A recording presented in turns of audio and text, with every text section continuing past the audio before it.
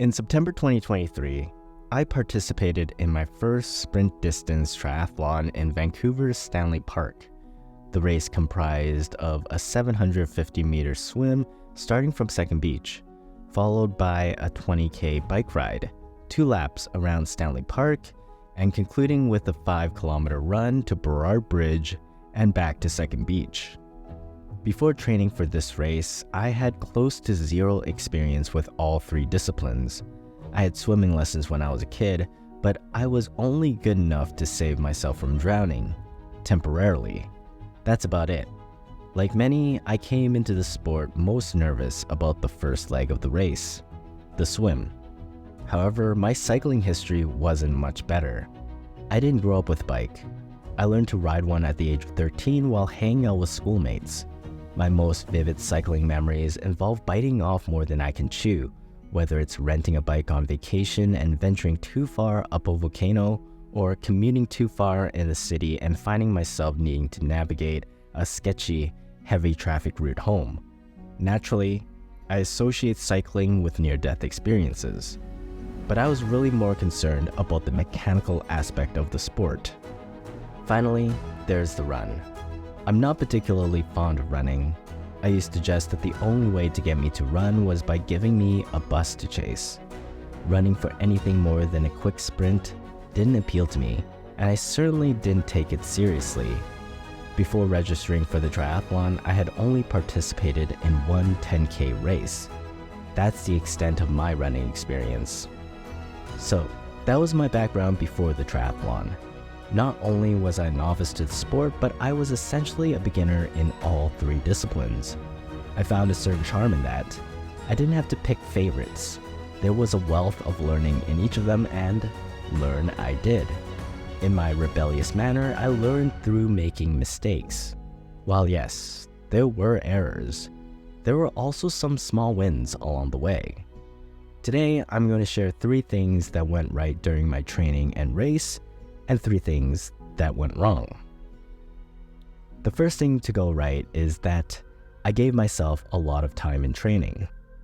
As mentioned, the race took place over Labor Day weekend in September, and I registered for it in March, providing me with a little over 180 days to prepare. It took about a week or 2 to find my comfort zone on the bike and a couple of months to control my breathing technique in the swim. Not only that, it gave me time to recover from pushing my body like I had never before.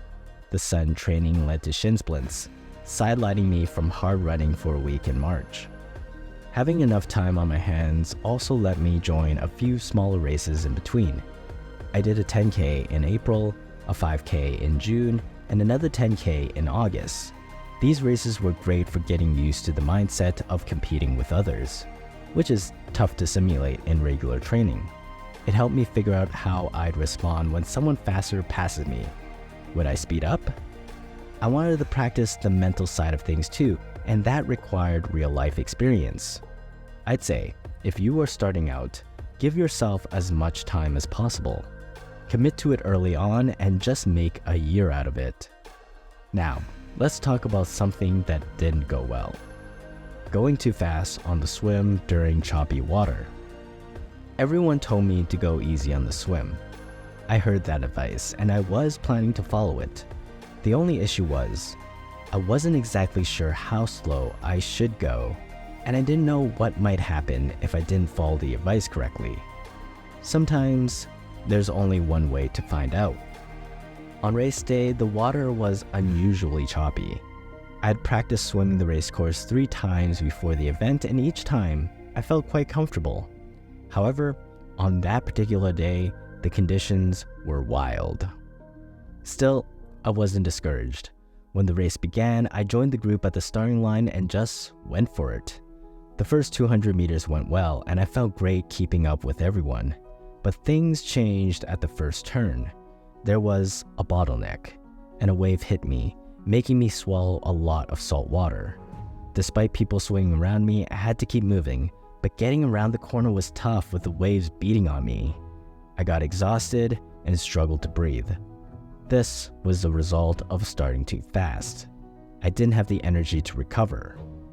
After making the turn, I was now swimming with the waves hitting me from the side I usually breathe on. my left side. It was a critical moment in the race and I thought about stopping many times, but I remembered all the hard work to get to this point. Quitting after just a 300-meter swim wasn't okay. I had to keep going. It was a struggle, but eventually I turned back towards the beach and the waves helped propel me forward.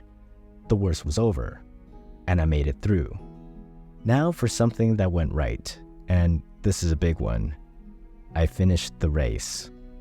That was the only goal I had going in, finishing the race, getting that benchmark time and having a better sense of what needed improving. Many things could have gone wrong and stopped me from finishing.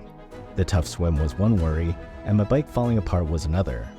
I also had the fear of getting disqualified in my mind. During the race, there were times when things could go wrong. I saw someone crash on the bike course, which affected me mentally, and the first kilometer of the run was painful, and I had to adjust a lot. The interesting part was figuring out how to balance everything rather than just pushing hard all the way to the finish. Something that went wrong that I didn't anticipate or practice was racking my bike. Returning to transition after the cycling portion of the race, I had to put my bike back onto the rack.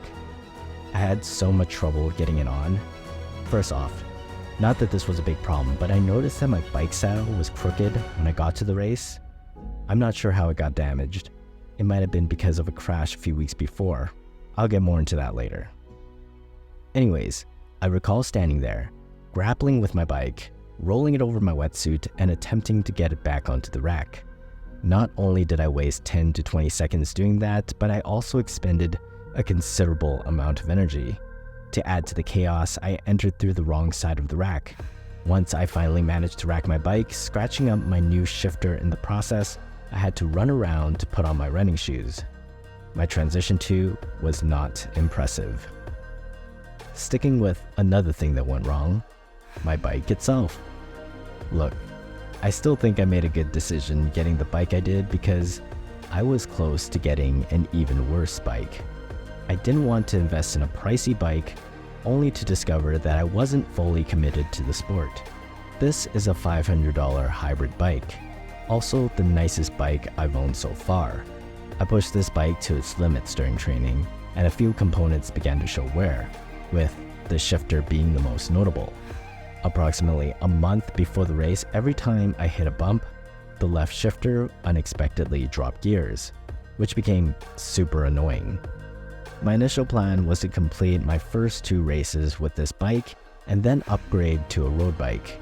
I'm honestly relieved that it managed to hold up and get me through the race because a week after, I noticed a clunking sound every time I pedaled. It turned out that the freewheel had broken. I must have pushed it too far during the race itself. This little bike had a lot of action in a short amount of time, and I've paid a lot since to maintain it. But after my first race, I decided to retire it from racing and purchase an entry-level road bike to take over. As for my old one, I use it as a commuter bike, and it's great for that.